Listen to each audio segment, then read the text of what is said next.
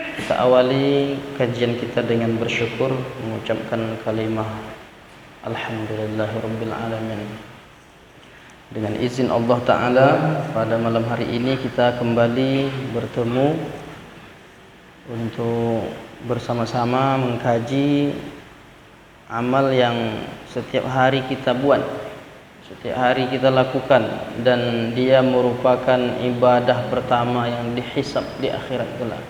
Awwalu ma yuhasabu alaihi al-'abdu yaumal qiyamah as-shalah. Amal pertama yang dihisab di akhirat kelak itu adalah salat.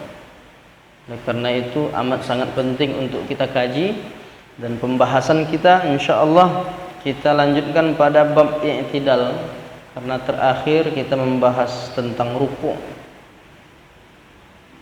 Maka pembahasan i'tidal ini terkait tentang apakah mengucapkan sami Allahu liman hamidah, apakah makmumnya ikut membaca sami Allahu liman hamidah, atau makmumnya hanya membaca Rabbana lakal hamdu, atau seperti apa penjelasan ulama seputar hadis-hadis terkait i'tidal ini. Nah, ini pembahasan kita dan hal-hal yang seputaran tentang i'tidal. Allahumma salli ala Muhammad wa ala ali Muhammad. Assalamu alayka ayyuhan nabiyyu wa rahmatullah. Nah, jemaah yang dimuliakan Allah Ta'ala, hadis tentang i'tidal diriwayatkan dalam Sahih Bukhari dan Muslim dari Abu Hurairah radhiyallahu anhu. Abu Hurairah ini disebut Abu Hurairah karena dia suka membawa anak kucing. Jadi nama aslinya dulu Abdun Naham, hamba berhala. Mau masuk Islam dia, ketika sampai di hadapan Nabi menyatakan keislamannya, lalu kata Nabi, ini namanya harus dirubah. Abdun Naham itu hamba berhala. Kalau begitu kata Nabi, dirubah namanya menjadi Abdur Rahman bin Sakhar Ad-Dawsi. Itu nama aslinya Abdun Naham, atau ada lagi istilah lain Abdus Syams, hamba matahari. Tapi Nabi merubahnya menjadi Abdur Rahman, hamba Allah yang maha pemurah. Tapi kenapa berubah menjadi Abu Hurairah? Karena dia suatu kali melihat Nabi itu membelai kucing, lalu dia pun ikut membawa anak kucing. Kemana pergi dia bawa anak kucing, sampai-sampai Nabi memanggilnya, ya Abahir, ya Aba Hurairah, wahai Abu Hurairah. Abu artinya bapak, Hurairah artinya kucing. Jadi Abu Hurairah bapak kucing, tapi bukan bapak kucing sungguhan. Nah, yang dimaksud Abu Hurairah orang yang selalu membawa anak kucing. Itu yang disebut Abu Hurairah. Nah, Abu Hurairah meriwayatkan hadis tentang i'tidal ini. Dia sebutkan, kana Rasulullah sallallahu alaihi wasallam idza qama ila shalah yukabbir hina yaqum. Kalau mulai salat Nabi bertakbir. Tsumma yukabbir hina yarka. Kemudian ketika dia mau ruku dia bertakbir lagi. Tsumma yaqul, kemudian dia mengucapkan sami'allahu liman hamidah hina yarfa'u sulbahu minar raka'ah. Dia baca sami'allahu liman hamidah itu kapan? Ketika dia mengangkat sulbinya, punggungnya, badannya dari ruku. Kemudian summa yaqul, kemudian dia mengucapkan wa huwa qaimun, saat itu dia dalam keadaan berdiri lurus, dia ucapkan Rabbana lakal hamd. Ini hadis dalam Sahih Bukhari dan Muslim. Itu riwayat tentang membaca bacaan ketika kita i'tidal. Nah, apakah jenis bacaannya itu hanya satu jenis? Banyak hadis-hadis yang menjelaskan tentang bacaan ketika i'tidal ini. Kalau kita merujuk ke hadis Muslim misalnya, disebutkan di sana tentang bacaan ketika i'tidal itu, atau dalam hadis Bukhari. Banyak hadis tentang, ada dalam Sahih Muslim, ada dalam Sahih Bukhari. Ada satu hadis menyebutkan sami'allahu liman hamidah Rabbana walakal hamdu. Itu yang dalam versi Muslim. Jadi bisa pakai wa, bisa juga Rabbana lakal hamdu. Yang Rabbana lakal hamdu ada tambahan Allahumma juga, itu hadis riwayat Bukhari. Diriwayatkan juga dari Abu Hurairah, idza qala al-imam sami'allahu liman hamidah faqulu Allahumma rabbana lakal hamdu. Apabila imam mengucapkan sami'allahu liman hamidah, maka ucapkanlah Allahumma rabbana lakal hamdu. Ini hadis-hadis tentang ini memungkinkan terjadi perbedaan pendapat seputar bagaimana ketika berjamaah. Apakah makmumnya cukup membaca Rabbana lakal hamdu atau ikut juga sami'allahu liman hamidah? Itu dibahas dalam kajian fikih. Dalam hal ini ada perbedaan sedikit tentang amalan ketika i'tidal itu. Tapi tak hanya itu, ada lagi riwayat dalam Sahih Bukhari juga mengucapkan kalimat Sami'allahu liman hamidah Rabbana walakal hamdu hamdan katsiran thayyiban mubarakan fih. Itu bisa juga. Sami'allahu liman hamidah alhamdu Rabbana walakal hamdu hamdan katsiran thayyiban mubarakan fih. Tapi kemarin ini juga bunyinya beda sedikit tentang bacaan iftitah. Ada kemarin pembahasan kita tentang iftitah. Itu ada juga hamdan katsiran thayyiban mubarakan fi. Kalau kita lihat redaksinya, dia awalnya itu tidak sama. Kalau yang doa iftitah itu alhamdulillahi hamdan katsiran thayyiban mubarakan fi. Tapi kalau yang i'tidal ini sami'allahu liman hamidah Rabbana walakal hamdu hamdan. Kalau yang iftitah alhamdulillahi hamdan. Jadi bedanya Rabbana lakal hamdu sama alhamdulillahi. Ujungnya sama, hamdan katsiran thayyiban mubarakan fi. Itu termasuk jenis bacaan ketika kita i'tidal. Atau dalam hadis yang diriwayatkan dari Ibnu Abi Aufa, dia katakan kana Rasulullah sallallahu alaihi wasallam idza rafa'a zahrahu minar ruku', Rasulullah kalau dia mengangkat punggungnya dari ruku', dia ucapkan sami'allahu liman hamidah Allahumma rabbana lakal hamdu mil'us samawati wa mil'ul ardi wa mil'u ma syi'ta min syai'in ba'du. Itu hadis riwayat Muslim. Jadi banyak riwayat-riwayat tentang bacaan i'tidal ini. Nah, dari hadis-hadis yang banyak itu, maka ulama pun menyimpulkan, khususnya lagi pembahasan dalam fikih al-mazahibul arba'ah, ulama 4 mazhab, mazhab Hanafi, Maliki, Syafi'i, Hambali. Itu dalam mazhab Hanafi itu dia berikan yang paling afdal itu apa. Jadi kalau kita i'tidal, tingkatan tertingginya itu menurut mazhab Hanafi sami'allahu liman hamidah Allahumma rabbana walakal hamdu. Yang di bawah itu sami'allahu liman hamidah Rabbana walakal hamdu. Di bawahnya lagi Rabbana lakal hamdu. Jadi dia ada tingkatan. Itu versi mazhab Hanafi. Tapi dalam mazhab Hambali, ia pilihan, bukan tingkatan mana yang paling afdal. Pilihannya itu Rabbana lakal hamdu atau Allahumma Rabbana walakal hamdu. Dalam mazhab Syafi'i dia pilih Rabbana lakal hamdu. Mau dilanjutkan mil'us samawati, bahagian dari kesepakatan ulama. Untuk menambahkan itu tak ada masalah. Tapi mazhab Maliki juga menyebut Rabbana walakal hamdu atau Allahumma Rabbana walakal hamdu. Ada perbedaan. Mau pakai Allahumma boleh, Allahumma Rabbana boleh, mau langsung Rabbana lakal hamdu bisa, Rabbana walakal hamdu pun ulama membolehkan berdasarkan hadis-hadis yang banyak, itu tak ada masalah. Nah, yang jadi masalah di mana? Ketika imam dan makmum. Bagaimana ketika kita sholat berjamaah itu, apakah seorang imamnya cukup membaca sami Allah tanpa membaca Rabbana lakal hamdu, atau bagaimana? Dalam mazhab Maliki harus demikian. Imamnya membaca sami Allahu liman hamidah, habis itu diam aja imamnya. Makmumnya pun tak membaca sami Allah, makmumnya membaca Rabbana lakal hamdu. Jadi dalam penjelasan mazhab Maliki yang ditulis oleh Syekh Wahbah Az-Zuhaili dalam kitab Al-Fiqhul Islami wa Adillatuhu, disebutkan di sana imam tidak mengucapkan Rabbana lakal hamdu. Imam hanya membaca sami Allahu liman hamidah, dan makmum tidak membaca sami Allahu liman hamidah, akan tetapi dia membaca Rabbana lakal hamdu. Jadi bertolak belakang. Alasannya hadis riwayat Bukhari. Bagaimana hadisnya? Dari Abu Hurairah, idza qala al-imam sami Allahu liman hamidah faqulu, kalau imam mengucapkan sami Allahu liman hamidah, maka ucapkan oleh kalian, kata Nabi, Allahumma rabbana lakal hamdu. Berarti imamnya sami Allah, makmumnya Allahumma rabbana lakal hamdu. Tapi apakah salah jika imam membaca doa juga? Itu lihat penjelasan ulama mazhab yang lain.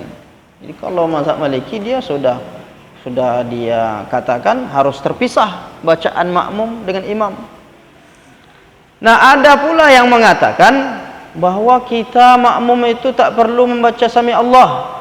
Makmum itu hanya membaca Rabbana lakal hamdu saja.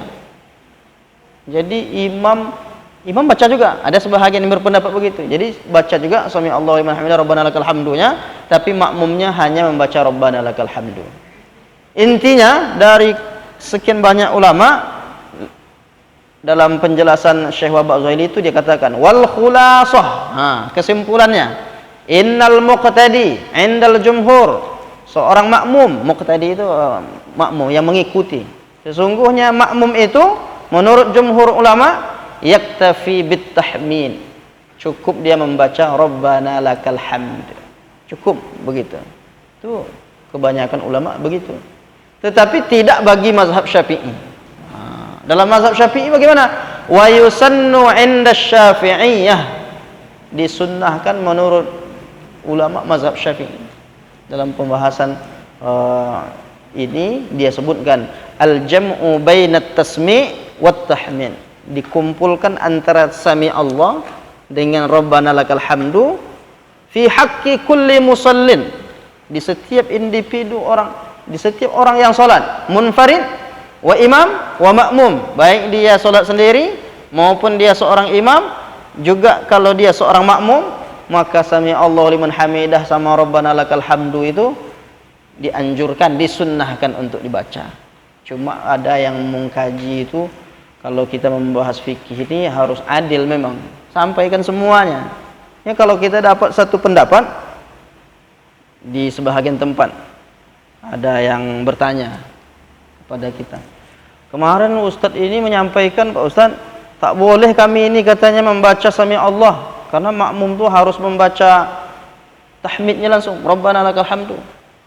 Sampai-sampai disebutkan berarti salahlah solat kita selama ini.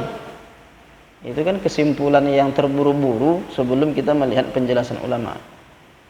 Boleh dalam mazhab Syafi'i, artinya tidak mesti kita saling salah menyalahkan dalam masalah membaca sami Allah liman hamidah. Jadi kalau ada imamnya baca sami Allah Rabbana lakal hamdu, makmumnya juga membaca sami Allah Rabbana lakal hamdu, itu pendapat ulama mazhab Syafi'i. Tapi kalau dia makmumnya cuma membaca Rabbana lakal hamdu, berarti dia pendapat selain mazhab Syafi'i. Begitu penjelasan Syekh Wahab Az-Zuhaili. Wad dalilu 'alal jam'i lada Syafi'iyah, dalilnya menurut mazhab Syafi'i kenapa makmum imamnya ikut dari sami Allah sampai tasmi' dan tahmidnya ikut dibaca. Apa dalilnya? Hadis Abi Hurairah, hadis riwayat Abu Hurairah, kana Rasulullah sallallahu alaihi wasallam idza qama ila shalah yukabbir hina yaqum thumma yukabbir hina yarka thumma yaqul sami Allahu liman hamidah hina yarfa'u sulbahu min rak'ah thumma yaqul wa huwa qa'imun rabbana walakal hamdu. Nah, di sini penjelasannya Nabi ketika dia mengangkat kepalanya, punggungnya dari ruku, dia mengucapkan sami Allahu liman hamidah, dan setelah dia berdiri tegak lurus dia ucapkan rabbana lakal hamdu. Nabi, imam, kalau begitu imam membaca sami Allahu liman hamidah bersama doa-doanya Rabbana lakal hamdu, begitu pula makmumnya. Itu alasannya. Kalau Nabi praktek itu, ya makmum begitu juga. Itu di antara penjelasan mazhab Syafi'i. Jadi tidak usah saling menyalahkan. Kalau dapat satu pendapat harus begini katanya, tapi tak lihat pendapat yang lain. Nah, kemudian apakah ketika kita sami Allahu liman hamidah, kemarin penjelasan kita tentang mengangkat tangan dalam hadis riwayat Ibnu Umar itu 4 tempat. takbiratul ihram satu, kemudian ketika mau ruku Allahu akbar, kemudian i'tidal sami'allahu liman hamidah angkat tangan lagi, dan ketika bangun dari 2 rakaat. Hadis riwayat Ibnu Umar, Abdullah bin Umar radhiyallahu anhuma. Nah, bagaimana tentang setelah kita mengangkat tangan tuh? Apakah sami'allahu liman hamidah itu dilepaskan ke bawah atau bersedekap lagi? Pernah enggak kita melihat ada orang sami'allahu liman hamidah sedekap lagi? Ada enggak riwayat tentang itu? Ada penjelasan tentang itu. Nah, mengapa kita pada umumnya ketika sami'allahu liman hamidah kita lepaskan tangan ke bawah? Itu berdasarkan hadis riwayat dalam Sahih Muslim disebutkan. Diriwayatkan hadis ini dari Aisyah radhiyallahu anha, dia katakan wa kana idza rafa'a ra'sahu minar ruku', kalau Nabi mengangkat kepalanya dari ruku', lam yasjud hatta yastawiya qa'iman, dia tidak langsung sujud sampai benar-benar berdiri lurus. Jadi makna yastawiya qa'iman, berdiri lurus itu sama tangan-tangannya gitu, walaupun tidak ada istilah tangannya yang disebut lurus ke bawah. Hatta yastawiya qa'iman itu dalilnya. Tapi mengapa ada yang mengamalkan sami'allahu liman hamidah? Dan salah satu pendapat dalam mazhab Hambali, setelah mengangkat tangan itu kembali bersedekap. Apa dasarnya? Itu dalilnya dalil umum juga. Dalil umum riwayat Sahal bin Sa'ad radhiyallahu anhu, dia katakan kanan nasu yu'maruna ayyadha'a ar-rajul al-yad al-yumna ala dhira'ihi al-yusra fis shalah. Orang-orang diperintahkan agar meletakkan tangan kanan di pergelangan tangan kiri, di lengan tangan kiri, fis shalah, dalam salat. Jadi pemahaman hadis ini dipahami setiap kali berdiri meletakkan tangan kanan, telapak tangan kanan di pergelangan, di lengan tangan kiri. Kalau begitu sami'allahu liman hamidah itu berdiri atau tidak? Berdiri. Kalau begitu letakkan juga. Ada penjelasan seperti itu dari hadis ini, dan termasuk salah satu pendapat dalam mazhab Hambali. Ada juga pendapat ulama yang lain tentang itu, tapi kebanyakan ulama memahami hadis tentang yastawiya qa'iman itu setelah sami'allahu liman hamidah lurus ke bawah. Jadi kita tak aneh lagi nanti kalau melihat ada orang sami'allahu liman hamidah, kitanya yang mungkin tak terbiasa melihatnya, tapi ada dalilnya. Baik, kita lanjutkan tentang yang paling banyak menjadi problem di tengah masyarakat seputar i'tidal ini, terkait apa yang dibaca setelah i'tidal itu, khususnya lagi kunut. Nah, ini sudah klasik itu pembahasannya. Kunut itu berat sekali orang menerima perbedaan itu, sebahagian orang. Tapi kalau kita dah mengaji begini, insya Allah kita dah berlapang dada, karena dari awal kita tekankan perbedaan itu suatu hal yang tidak bisa dipungkiri. Bahkan sejak zaman Nabi, sahabat-sahabat pun dah berbeda. Cuma mungkin boleh jadi ada orang yang tak siap dia berbeda. Maka kita bahas ini bukan untuk memecah belah, lalu kita yang biasa tak berkunut kita paksa berkunut, tidak. Kita melihat dalil-dalil ulama. Mengapa ulama ini mengatakan kunut, mengapa ulama ini mengatakan tidak berkunut? Penjelasan dari ulama 4 mazhab itu 2-2. Mazhab Maliki, Syafi'i pakai kunut waktu subuhnya, tapi mazhab Hanafi, Hambali tak pakai kunut. Jadi itu alasannya bagaimana? Ada alasan masing-masing. Kalau kita merujuk misalnya dalam pendapat ulama yang mengatakan tak ada kunut subuh, di antara alasannya itu hadis dalam Sahih Bukhari diriwayatkan dari Abdullah bin Umar radhiyallahu anhuma, ketika itu disebutkan anna sami'a Rasulullah, dia mendengar Rasulullah sallallahu alaihi wasallam idza rafa'a ra'sahu minar ruku' min raka'atil akhirah minal fajri. Nabi suatu ketika dia mengangkat kepalanya dari ruku', dari rakaat terakhir, rakaat kedua minal fajri, pada salat subuh, yaqulu, dia doa. Di antara doanya itu ya doa kunut itu, waktu itu ada Nabi memohonkan laknat bagi orang-orang Bani Usayyah, Bani Ri'lan, Bani Za'wan. Maka Nabi sebutkan Allahumma la'an fulanan, Allahumma la'an fulanan. Dia sebut ya Allah laknatlah si fulan, laknatlah si fulan, bani ini bani itu. Kapan dia baca itu? Ba'da ma yaqul sami Allahu liman hamidah rabbana walakal hamd. Setelah dia ucapkan itu lalu berdoa. Lalu setelah itu turunlah ayat fa anzalallah laisa laka minal amri syai'un, surah Ali Imran ayat 128. Tidak ada tanggung jawab engkau wahai Muhammad terhadap mereka. Boleh jadi mereka ini aku terima taubatnya, bisa juga aku mengazabnya. Oleh karena itu jangan doakan mereka dapat laknat. Begitu pembahasan tentang ini. Ulama yang mengatakan tidak perlu berkunut lagi, sejak turun ayat ini Nabi tak berkunut lagi dalam salat subuh. Itu penjelasannya. Ada hadis yang mendukungnya dan penjelasannya itu sebetulnya amat sangat banyak hadis-hadisnya.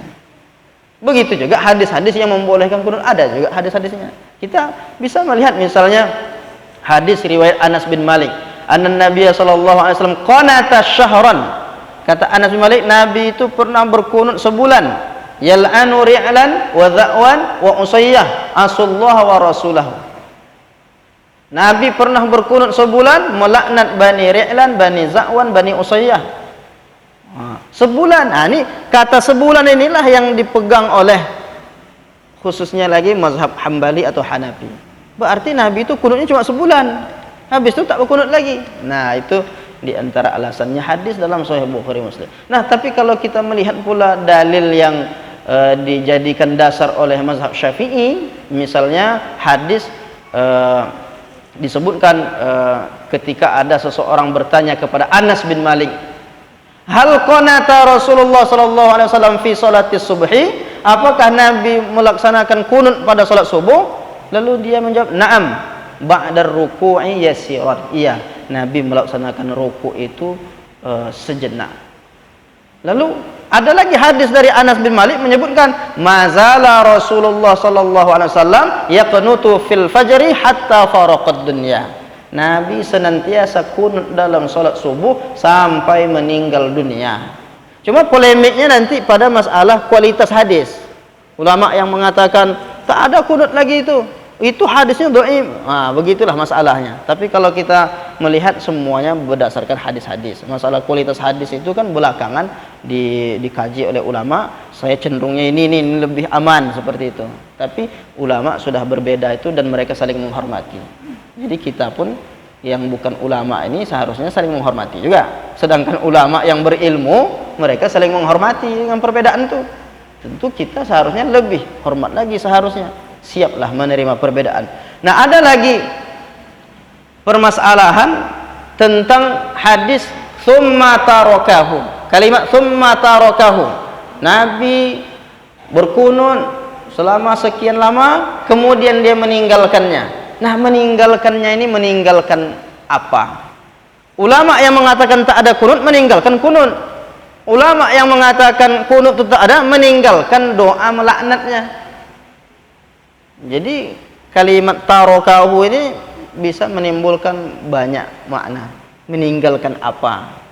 Imam Al-Baihaqi menyebutkan ini meninggalkan, bukan meninggalkan kunutnya, tapi meninggalkan doa melaknatnya itu.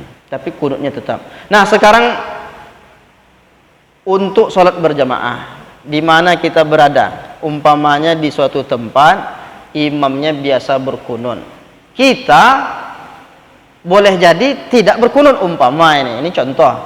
Apakah ketika imam berkunut kita karena keyakinan kita kunut itu tak ada, lalu kita tak ikut angkat tangan, lalu kita pun langsung saja lepas saja begitu dan diam saja? Bagaimana kesimpulan ini? Nah, seorang ulama Imam Ibnu Taimiyah yang lebih dekat ke mazhab Hambali yang mengatakan bahwa kunut subuh itu tak ada.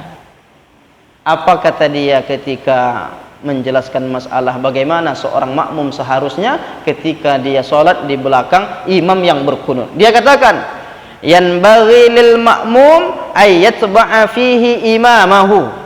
Hendaklah seorang makmum mengikuti imamnya. Fa in qanata, kalau imamnya kunut, qanata ma'ahu, dia ikut berkunut bersamanya, ikut kunut bersamanya. Fa wa in lam yaqnut, lam yaqnut. Kalau imamnya tak berkunut, jangan dia buat kunut sendiri. Imam tak kunut, buat kunut sendiri. Begitu penjelasan Syekh Ibnu Taimiyah, Imam Ibnu Taimiyah. Dan bukan hanya Imam Ibnu Taimiyah yang menjelaskan ini, termasuklah Imam Ahmad bin Hambal yang dia sebetulnya berguru kepada Imam Syafi'i.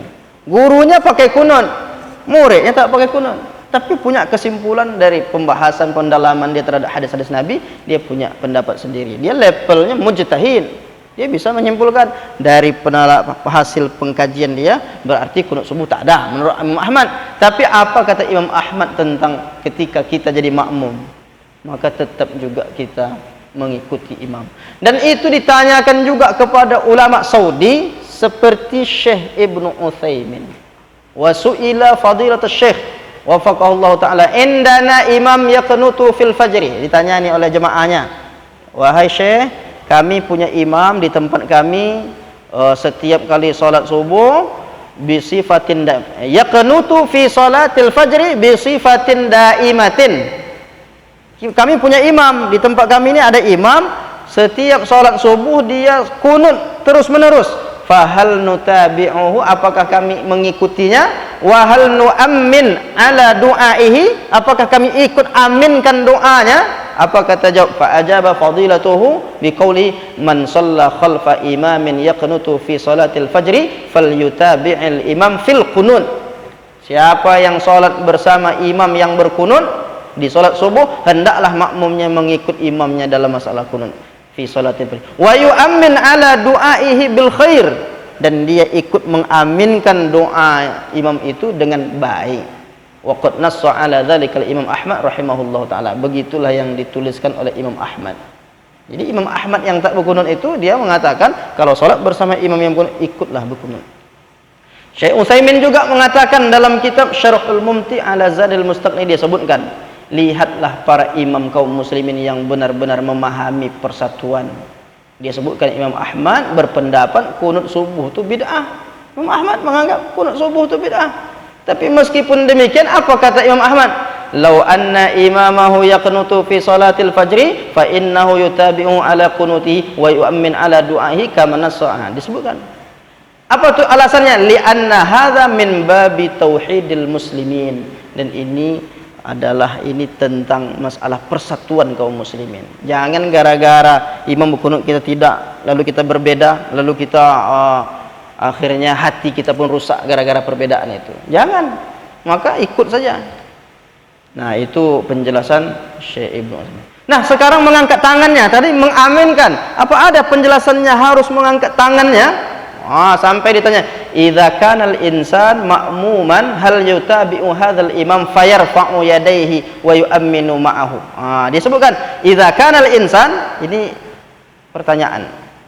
Jika seorang makmum menjadi makmum, apakah dia hal yutabi'u hadzal imam fayarfa'u yadayhi wa yu'min ma'ahu, apakah dia mengaminkan mengangkat tangannya dan mengaminkan doa imam itu? Lalu dikatakan wal jawabu ala dzalika an naqul bal yu'minu ala du'ail imam wa yarfa'u yadayhi tab'an lil imam khaufan minal mukhalafah.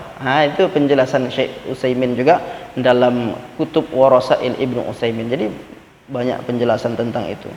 Nah, bukan tak berdasar. Alasannya apa? Alasannya hadis Nabi dalam Sahih Bukhari. Kata Nabi, innama ju'ilal imam liyu'tamma bihi. Sesungguhnya imam itu berada di depan untuk diikuti. Dasarnya jadi tinggal kita ikut aja lah masalah imam. Itu bahkan ulama yang tak berkunut sekalipun dia mengatakan harus mengikut imam.